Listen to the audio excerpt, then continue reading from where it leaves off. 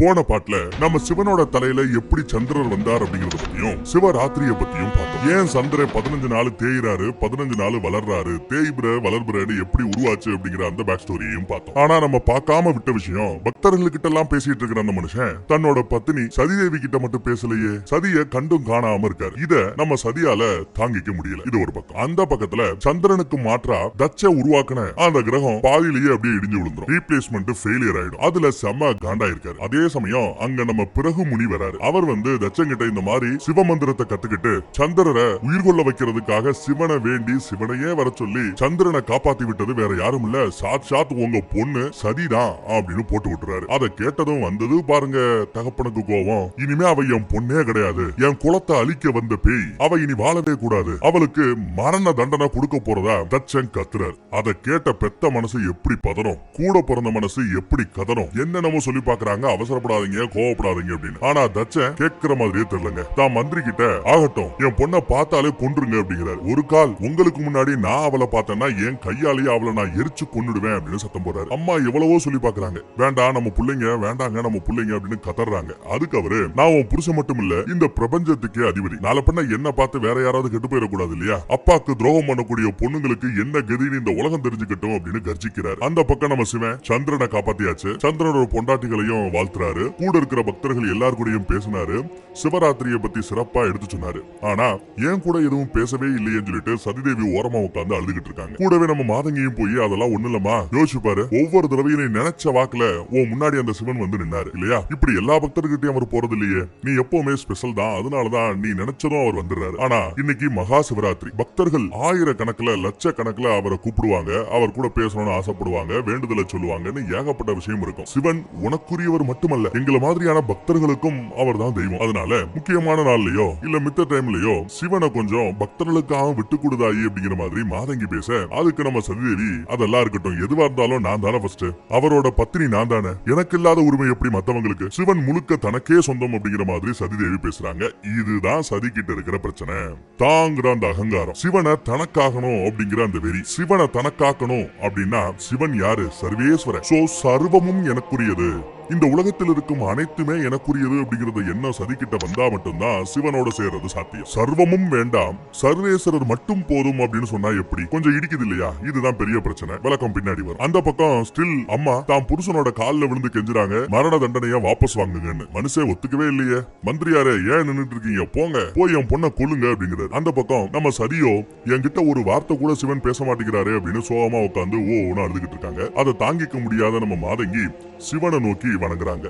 சிவன் எதுக்கத்தான் உட்கார்ந்துட்டு இருக்காரு, நேருக்கு நேரா பேசாம மனதளவுல வேண்டிக்கிறாங்க. எல்லாம் வல்ல நான் தினம் தினம் வணங்கும் என் கடவுளே சிவனே, பக்தர்களுக்கிட்ட எல்லாம் பேசுனீங்க, உங்க பத்தினி சதிக்கிட்ட ஒரு வார்த்தை நீங்க பேசியிருக்கலாமே, அவ பாருங்க எப்படி சொல்ல முடியாத துயரத்துல துடிச்சுக்கிட்டு இருக்கான்னு பாருங்க. நான் யாரு? நான் ஒரு இழி பிறவி, நான் ஒரு நாட்டியக்காரி, நாடகக்காரி. எனக்கு உங்ககிட்ட வேண்டுதலுக்கோ எனக்காக நீங்க செய்யறதுக்கோ எதுவும் இல்லை. நான் ஒரு அற்ப பிறவி. இருந்தாலும் சதி எனக்கு கிட்டத்தட்ட என் பொண்ணு மாதிரி. அவளுக்கு எல்லா நல்லதையும் செஞ்சு பார்க்கணும்னு ஆசைப்படுறேன். தயவு செய்து என் பொண்ணை அவளோட துக்கத்துல இருந்து கொஞ்சம் வெளியில கொண்டு வாங்க, அவ கூட கொஞ்சம் பேசுங்க அப்படின்னு கேட்க, மனதளவிலேயே அந்த பக்கத்துல நம்ம சிவனும் பேசுறாரு. ஒன்னும் பிரச்சனை இல்ல, நீ எதிர்பார்ப்பது இன்று நடக்கும், சதியிடம் நான் பேசுவேன் அப்படின்னு சிவனும் மனதளவிலேயே பேசுறாரு. சொன்னதோட நிக்காம அந்த பக்கம் தனியா இருக்கிற சதியை பாக்குறதுக்கு சிவனே போயிடுறாரு. சதி திரும்பி பார்த்தா பின்னாடி நம்ம சிவன். சிவனை பார்த்துதான் அவளுக்கு சந்தோஷம். ஏன் என்ன கண்டுக்கல, எல்லாரு கூடயும் பேசுனீங்க வச்சீங்க, ஒவ்வொரு முறையும் என்ன வெறுத்து போறீங்களே, விதி, நீங்களும் நானும் ப்ரோக்ராம் செய்யப்பட்டிருக்கிறோம், எனக்கு ஏதாவது ஒண்ணுனா நீங்க வரணும்னு விதி. ஒவ்வொரு முறையும் என் உசுரை காப்பாத்துறதுக்காக கருணையின்பால் நீங்க வந்தீங்க, அதை நான் காதல்னு எடுத்துக்கிட்டது ஏன் தப்பா? தெரிஞ்சோ தெரியாமலையோ உங்க மேல நான் காதல் கொண்டு விட்டேன். இனி அந்த காதலை என்னால கைவிட முடியாது. எனக்கு தெரியாது நீங்க தான் புருஷன், நான் தான் பொண்டாட்டி அப்படிங்கறதெல்லாம் எனக்கு தெரியாது. நான் ஒரு சாதாரண மானிட பிறவியா இப்ப நான் பிறந்திருக்கிறேன். ஆனா உங்களுக்கு தெரியும் தானே, உங்களோட பத்தினி நான் தான் அப்படிங்கறது உங்களுக்கு தெரியும் தானே. அப்படி இருக்க அந்த ரகசியத்தை பத்தி எல்லாம் நீங்க எனக்கு, என்னோட முன்ஜென்ம விஷயங்களை பத்தி எல்லாம் நீங்க எடுத்து சொல்லிருக்கலாமே. ஒவ்வொரு முறையும் என்ன ஏன் வெறுத்து போறீங்க, இன்னும் ஏன் விலகி போறீங்க அப்படின்னு நம்ம சதிதேவி கேக்குறாங்க. அதுக்கு நீயும் நானும் சேருவது சாத்தியம் இல்லங்கிறாரு. பஞ்சபூதத்தாலான உன்ன மாதிரி மானிட பிறவிகள், உங்க எல்லாருக்கும் உங்களோட வாழ்க்கை எங்க முடியுதோ அங்கதான் என்னோட வாழ்க்கையே ஆரம்பமாகுது. உனக்கும் எனக்கும் செட் ஆகாதுங்கிறாரு. சொல்ல போனா நீ என்னோட பத்தினிங்கிற இந்த விஷயம் எல்லாம் உனக்கு தெரியாம இருந்திருந்தாலே நான் சந்தோஷப்பட்டிருப்பேன் அப்படிங்கிறாரு நம்ம சிவன். இல்ல நீங்க சொல்ற விளக்கங்கள் எல்லாம் சரியா படல, எனக்கு உண்மையை சொல்லுங்க, ஏன் என்ன விளக்குறீங்க? இதுக்கு முன்னாடி இருந்த மாதிரி நான் ஏன் இந்த இடத்துலயும் உங்களுக்கு பத்தினியா இருக்க கூடாது? என்ன குறை கண்டீங்க? ஒருவேளை உங்களுக்கு பொண்டாட்டி ஆகக்கூடிய அந்த தகுதி எனக்கு இல்லையா? அதனாலதான் எனக்கு கொஞ்சம் கீழ்த்தரமா நடத்துறீங்களாங்கிற மாதிரி பேச, ஒரு நிமிஷம் வா அப்படின்னு சதியோட தோல் மேல கை வச்சு நம்ம சிவன் அப்படியே சதிதேவிய காட்டுக்கு நடுவுல இருக்கிறாங்க அந்த இடத்துல இருந்து அப்படியே சிவனோட ரொம்ப ஃபேவரட் பிளேஸ் ஆன மயானத்துக்கு கூட்டு போறாரு, சுடுகாட்டுக்கு கூட்டு போறாரு. அங்க போனாலே சுத்தி ஒரு 10 பிணங்கள் எரிஞ்சுகிட்டு இருக்கு, பொண வாடை அடிக்குது, எங்க பார்த்தாலும் நெருப்பு, ஏற்கனவே எரிஞ்சு சாம்பல் கிடக்கு, எலும்பு மண்டை கூட கிடக்கு. இந்த இடத்துலதான் மானிடர்களோட உங்க அப்பா தச்சனோட எல்லை முடியுது. இந்த இடத்துலதான் மனிதர்களோட வாழ்க்கையும் முடியுது.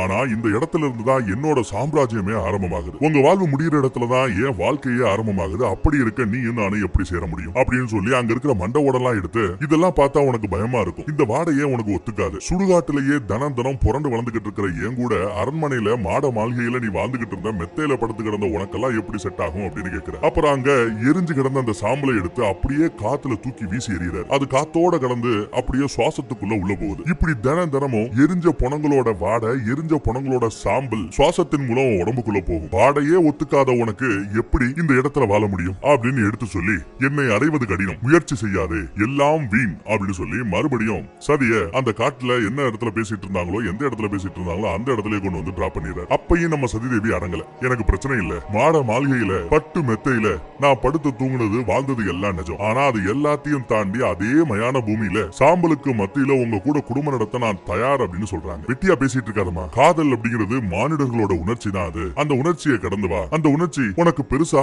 என்னிடத்தில் இருந்து பயனில்லை, சொன்னா கேளு, வேண்டாம் விட்டுரு அப்படிங்கிறாரு நம்ம சிவன். இவங்க அழுகுறாங்க, இல்ல முடியாதுங்கிறாங்க. நான் உங்க கூட வருவேன், என்ன ஏத்துக்கங்க, என்ன கூட்டு போங்கிறாங்க. அவரு இல்ல அதெல்லாம் சரிப்பட்டு வராது, நீ காதலை மறந்தே ஆகணும், என்னையும் மறந்தே ஆகணும், அப்பா பேச்ச கேட்டு நடந்துக்க அப்படிங்கிற மாதிரி சொல்றாரு. சும்மா இதையே சொல்லிக்கிட்டு இருக்கிறீங்க, உண்மையை சொல்லுங்க, உங்களுக்கு காதல் பிரச்சனையா இல்ல நான் காதலிக்கிறது பிரச்சனையா? உங்க காதலியா இருக்கிறதுக்கு, உங்களோட பத்தினியா இருக்கிறதுக்கு எனக்கு தகுதி இல்லைன்னு நினைக்கிறீங்கல்ல? எனக்கு தெரிஞ்சு போச்சு. அந்த சிவனை அடையிறதுக்கு, அந்த சிவமயத்தை அடையிறதுக்கு எனக்கு தகுதி இல்லைன்னு நீங்க சொல்லாம சொல்றீங்கல்ல? அப்படி இப்படின்னு இவங்க பேசி டிஸ்கஸ் பண்ணிட்டு இருக்கிற சமயம் திடீர்னு பின்னாடி இருந்து சதி அப்படின்னு ஒரு சத்தம். திரும்பி பார்த்தா இவங்க அப்பா இங்கேயே வந்துட்டாப்ல. அதுவும் எப்படி? இவரோட ஜென்ம விரோதியாக்குறதுல அந்த சிவனோட கால்ல விழுந்து கெஞ்சாத குறையா இவரோட பொண்ணு கெஞ்சிக்கிட்டு இருக்கிறத பார்த்து இவருக்கு செம கோவம் வருது. உன்ன மாதிரி ஒரு இழி பிறவியை என் வாழ்க்கையில பார்த்ததே இல்ல, உன்ன மாதிரி ஒரு கேடு கட்டவளை நான் பார்த்ததே இல்ல, உன்னை ஒழுக்கமா வளர்க்கணும்னு பார்த்தா இப்படி ஒழுக்கங்கட்டுக்கு போய் தெரியறியே அப்படின்னு பெத்த பொண்ணையே சொல்லக்கூடாத வார்த்தையெல்லாம் சொல்லி திட்டி, நீ எல்லாம் வாழ தகுதி இல்லாதவ, இந்த கடமையை செத்து போ அப்படின்னு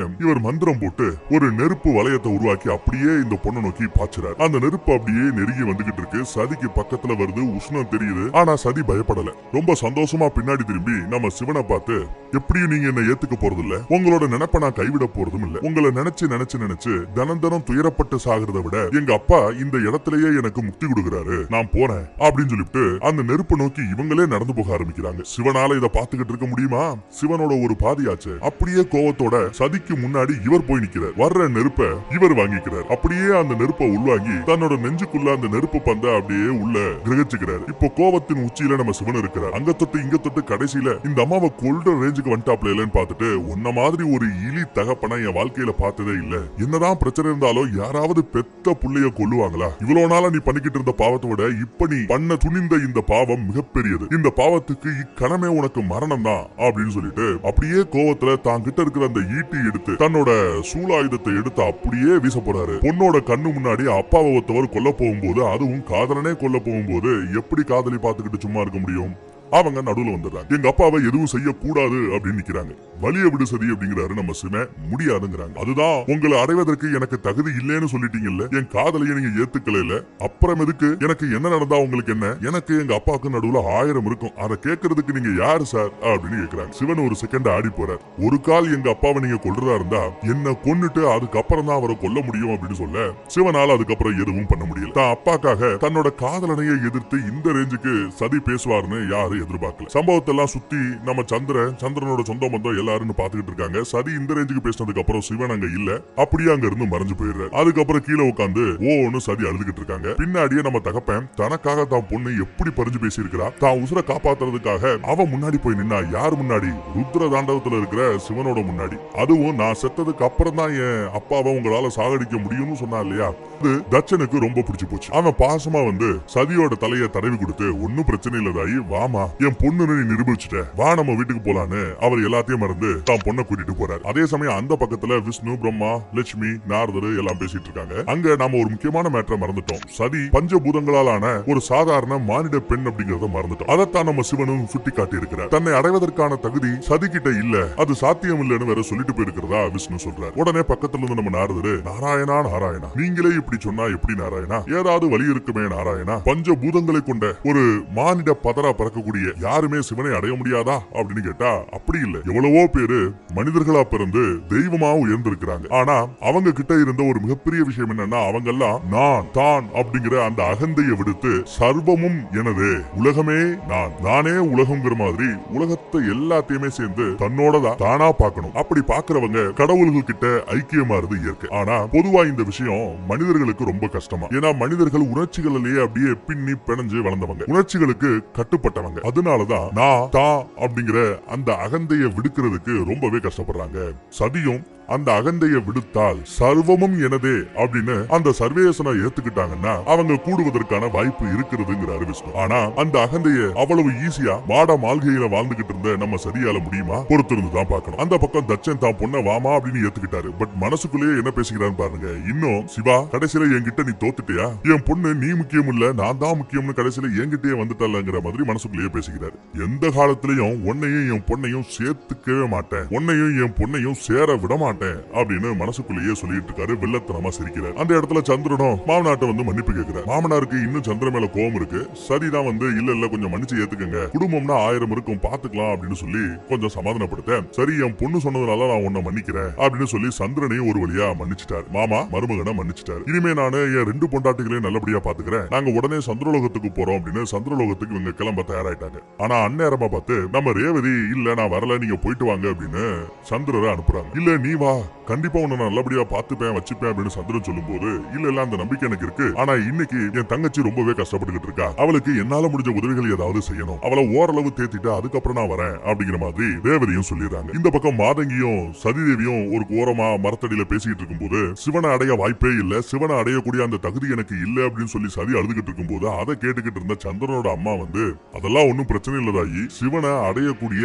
அந்த வழி என்னங்கிறது எனக்கு தெரியுங்கிறாங்க. அவங்களுக்கு இந்த விஷயங்கள் எல்லாம் நிறைய தெரிஞ்சிருக்கு. ஏன்னா ரிஷியோட பொண்டாட்டியாச்சு, எல்லாம் தெரிஞ்சிருக்கு. சிவனை அடையிறது அவ்வளவு சாதாரண விஷயம் இல்ல. அனைத்தையும் துறக்கணும். எதெல்லாம் பண்ணுவதற்கு நீங்க கூச்சப்படுவீங்களோ அதையெல்லாம் செய்யணும். எதெல்லாம் பண்றதுக்கு அருவருப்பா இருக்குமோ அதெல்லாம் செய்யணும். உடம்ப வருத்திக்கணும், உள்ளத்தை வருத்திக்கணும், ஆன்மாவை வருத்திக்கணும், மிகப்பெரிய விரதம் இருக்கணும், கட்டுக்கோப்பா இருக்கணும்னு ஏகப்பட்ட விஷயங்கள் இருக்கு. இதெல்லாம் செஞ்சு அந்த விரதத்தை நீ முடிக்கிறதுக்குள்ளேயே பை த டைம் நீ நான் தான் அப்படிங்கிற அந்த அகந்தையை விடுத்திருப்பாய். அதுவே சிவனை அடையக்கூடிய அந்த ரகசியம், சிவனை அடையக்கூடிய வழியும் அதுவே அப்படின்னு எடுத்து சொல்றாங்க. அது மட்டும் இல்லாம கையோட அவங்க ஒரு புக்கையும் எடுத்து கொடுக்குறாங்க. இந்த சுவடியில தான் சிவனை அடைவதற்கான அந்த வழிமுறைகள் என்னங்கிறதையும் அகந்தையை எப்படி அடக்கலாங்கிறத பத்தி எல்லாம் எழுதியிருக்கு. அதை வாங்கினதும் சதிக்கு ரொம்ப சந்தோஷம். ஆனா இங்க பிரச்சனை எங்க அப்படின்னா, இந்த விரதத்தை மேற்கொள்றதா இருந்தா ஒரு அமைதியான இடத்துல மேற்கொள்ளணும், சிவனை வழிபட முழு சுதந்திரம் இருக்கணும். ஆனா தட்சனோட அரண்மனையில இருந்துகிட்டு எப்படி இந்த விரதத்தை எல்லாம் மேற்கொள்வதுன்னு தெரியாம சதி முழிக்கும் போது ரேவதி வந்து, ஒன்னும் பிரச்சனை இல்ல, கொஞ்ச நாள் நான் எங்க தங்கச்சி கூட தான் இருக்க போறேன், நான் அவளை பாத்துக்கிறேன், பூஜைக்கு தேவையான விஷயங்கள் இந்த புக்ல போட்டிருக்கிற விஷயங்கள் எல்லாத்தையும் என் தங்கச்சிக்கு எடுத்து சொல்லி நான் ஓரளவு தேத்தி கொண்டு வரேன் அப்படின்னு சொல்றாங்க. அப்புறம் மாதங்கி கிட்டே ஒரு குட் பை சொல்லிட்டு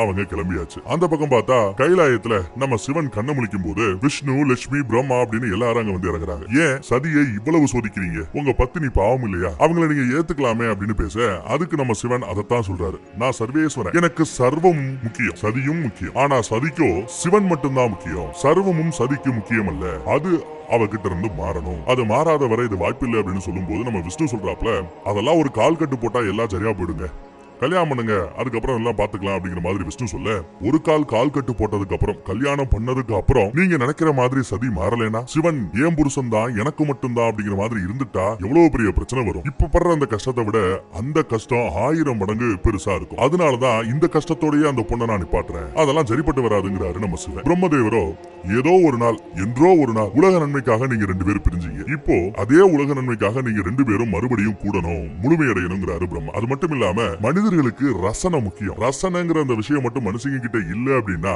மனிதர்கள் விலங்குகளா மாறிடுவாங்க, காட்டு மிராண்டிகளா மாறிடுவாங்களாம். அதனால நீங்க 2 பேரும் சேர்ந்து இயல், இசை, நாடகம்னு இந்த கலைகள் எல்லாத்தையும் நீங்க இன்னும் கொஞ்சம் வளர்த்தெடுக்கணும். மருத்துவத்தை போதிக்கணும், சித்தத்தை போதிக்கணும், ஆயுர்வேதத்தை போதிக்கணும். அப்படி இப்படின்னு கேட்க அதுக்கு நம்ம சிவன் எல்லா எதிர்பார்ப்பும் சரிதான், ஆனா உலக நன்மைக்காக மறுபடியும் நான் சதிய தண்டிக்க விரும்பல. இந்த அகிலத்தை காக்கக்கூடிய பொறுப்பு நாம 3 பேர்கிட்டயே இருக்கு. அதற்காக சதிய பலி வாங்குற எண்ணம் எனக்கு இல்ல அப்படின்னு சொல்லிட்டு கொஞ்சம் புரியாத மாதிரி பேசிட்டு அப்படியே கண்களை மூடி அடுத்த செகண்டே தியானத்துக்குள்ள மூழ்கி போறாரு நம்ம சிவன். ஒரு வழியா அந்த பக்கம் அரண்மனைக்குள்ள சதி நுழையிறாங்க. அம்மா பார்த்துட்டு ஓடி போய் கட்டி பிடிச்சுக்கிறாங்க. அம்மாவும் கதறி அழுகுறாங்க. நான் பண்ண தப்புக்கெல்லாம் என்ன மன்னிச்சுக்கமா அப்படின்னு அம்மா காலில் விழுந்து மன்னிப்பு கேட்கிறாங்க. சரி, ஒரு வழியா பரவாயில்ல, என் புருஷன் மரண தண்டனை கொடுக்க போறேன், உன்னை கொல்ல போறான் அப்படின்ற மாதிரி போய்கிட்டு இருந்த இடத்துல என் பொண்ணு உசுரோட வந்ததே எனக்கு சந்தோஷம். அதுலயும் மன்னிப்பெல்லாம் கேட்கிறியே, ரொம்ப சந்தோஷம். நான் எதிர்பார்க்காத ஒரு பயங்கரமான சந்தோஷத்துல இருக்கேன். என் பொண்ணு எனக்கு திரும்ப கிடைச்சிட்டா, உனக்கு ஏதாவது கொடுக்கணும்னு ஆசைப்படுறேன், ஏதாவது கேளு அப்படின்னு ஒரு வரம் கொடுக்கறதாக சொல்றாங்க. அதுக்கு நம்ம சரி அதெல்லாம் வேண்டாமா, எப்பவும் போல